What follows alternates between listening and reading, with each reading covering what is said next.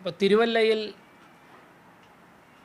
അനധികൃത സ്പായുടെ മറവിൽ നടന്ന സംഭവം കേരള മനസാക്ഷി മുഴുവനും ഞെട്ടിച്ചിരിക്കുകയാണ്.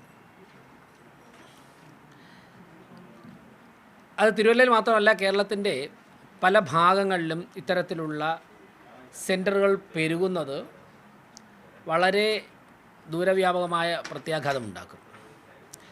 കഴിഞ്ഞ ദിവസങ്ങളിൽ ഈ പശ്ചാത്തലത്തിൽ തിരുവനന്തപുരത്തെ പോലീസ് ഉദ്യോഗസ്ഥരുമായി നടത്തിയ ചർച്ചയിൽ നിന്നും തിരുവനന്തപുരം ഇതിൽ നിന്നും മുക്തമല്ല എന്നുള്ള വിവരമാണ് ലഭ്യമായിട്ടുള്ളത്. ഇന്ന് രാവിലെ കോർപ്പറേഷൻ സെക്രട്ടറിയുമായി സംസാരിച്ചു.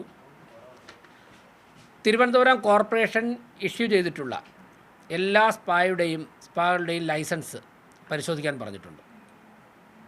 സെക്രട്ടറി ഇന്ന് ഞായറാഴ്ചയായിട്ട് ഓഫീസിലെത്തിയിട്ടുണ്ട്. സെക്രട്ടറിയുമായിട്ട് ഈ മാധ്യമ സമ്മേളനത്തിന് ശേഷം കൂടുതൽ കാര്യങ്ങൾ ചർച്ച ചെയ്യുന്നുണ്ട്.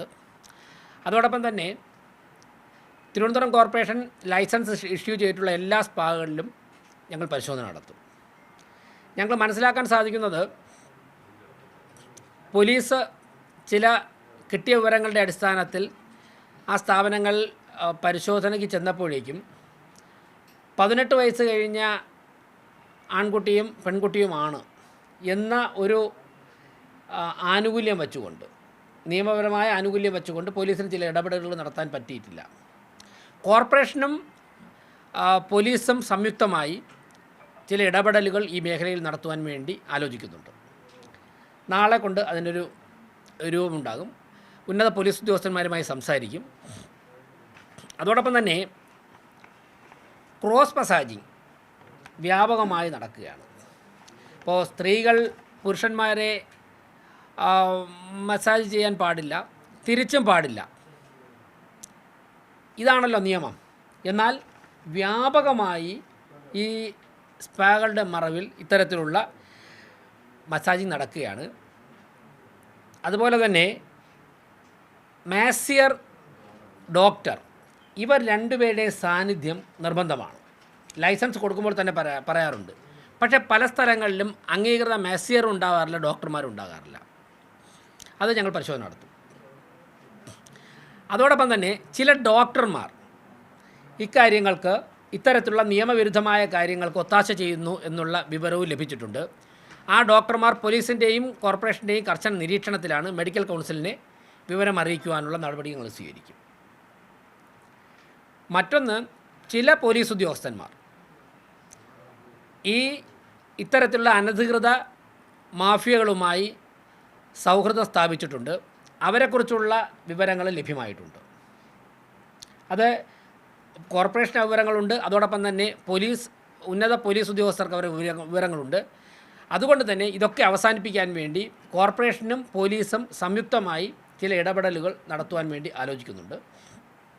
ഒരു കാര്യം തീർത്തും പറഞ്ഞിരിക്കുകയാണ്, ഇത്തരം ലൈസൻസിൻ്റെ മറവിൽ അനാശാസ്യ പ്രവർത്തനങ്ങളും അനധികൃത പ്രവർത്തനങ്ങളും നിയമവിരുദ്ധ പ്രവർത്തനങ്ങളും നടത്തുവാനെന്ന് തിരുവനന്തപുരം കോർപ്പറേഷനിലുള്ള ഒരു ഉടമസ്ഥരും വിചാരിക്കേണ്ട ശക്തമായ നടപടികൾ സ്വീകരിക്കും.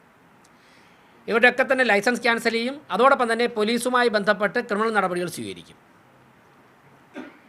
വളരെ അപകടകരമായ, ഏറ്റവും ദുഃഖകരമായ ചില വാർത്തകളാണ് പുറത്തു വന്നുകൊണ്ടിരിക്കുന്നത്. ഇന്നലെ രാത്രി നമ്മുടെ സെക്രട്ടേറിയറ്റിന് സമീപം ഒരു സ്പാ സെൻറ്ററിലേക്ക് ഒരു കുട്ടിയെ ഇൻ്റർവ്യൂവിന് വിളിച്ചിരുന്നു. അതിനുശേഷം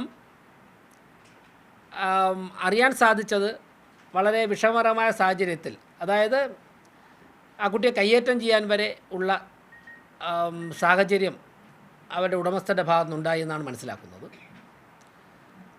അവർ കോർപ്പറേഷനെ ബന്ധപ്പെട്ടില്ല. ഇത് ലഭ്യമായൊരു വിവരമാണ്. അവരോട് നിയമ നടപടി സ്വീകരിക്കണമെന്നും ഞങ്ങൾക്ക് വിവരം തന്നവരോട് ആവശ്യപ്പെട്ടിട്ടുണ്ട്.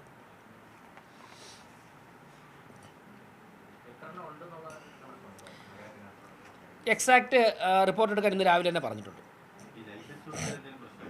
എന്തേ? അല്ല, അതും പരിശോധിക്കണം. സെക്രട്ടറി ഇന്ന് വന്നിട്ടുണ്ട്. സെക്രട്ടറി വളരെ ഗൗരവമായിട്ട് ഈ കാര്യങ്ങൾ അറിഞ്ഞ ഉടൻ തന്നെ ഞങ്ങൾ തമ്മിൽ സംസാരിച്ചിരുന്നു. ചില ഉദ്യോഗസ്ഥരുമായിട്ട് ബന്ധപ്പെട്ടിരുന്നു, പോലീസിൻ്റെ ഉന്നത അധികാരികളുമായി ബന്ധപ്പെട്ടിരുന്നു. ആ ഗൗരവം മനസ്സിലാക്കിക്കൊണ്ട് തന്നെയാണ് കോർപ്പറേഷൻ സെക്രട്ടറി ഞായറാഴ്ചയായിട്ട് പോലും കോർപ്പറേഷനിലെത്തി ചില കാര്യങ്ങൾ പരിശോധിക്കുന്നു. തീർച്ചയായിട്ടും അതാണ് ഞാൻ പറഞ്ഞത്. പോലീസ് മാത്രം ചെല്ലുമ്പോഴേക്കും ചില നിയമകാര്യങ്ങൾ പറഞ്ഞുകൊണ്ട് ഇവർ തടിതപ്പാറുണ്ട്. അപ്പോൾ പോലീസും കോർപ്പറേഷനുമായി സംയുക്തമായി ഇടപെടേണ്ട ഘട്ടങ്ങൾ വന്നു കഴിഞ്ഞാൽ ഞങ്ങൾ അങ്ങനെ ഇടപെടും. അതെ, ഞാൻ നേരത്തെ പറഞ്ഞല്ലോ, അംഗീകൃത മാസിയർ ഉണ്ടാകണം, ഡോക്ടർ ഉണ്ടാകണം. ഇവരൊന്നും തന്നെ ഉണ്ടാകാറില്ല പലപ്പോഴും. ഈ ഉള്ളവർ തന്നെ ചില കാര്യങ്ങൾക്ക് തെറ്റായ കാര്യം ക്രോസ് മെസ്സാജിന് കൂട്ടുനിൽക്കുകയാണ്. ഒരു കാരണവശാലും ക്രോസ് മെസ്സാജിങ് അനുവദിക്കില്ല.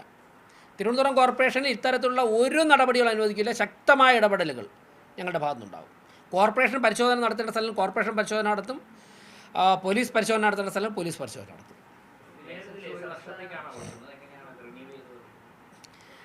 അത് 1 വർഷത്തേക്കാണ് സാധാരണ കൊടുക്കുന്നത്.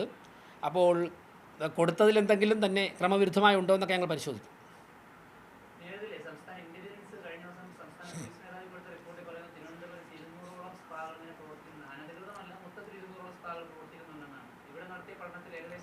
അല്ല, ഞങ്ങൾ ആരംഭിച്ചിട്ടേ ഉള്ളൂ.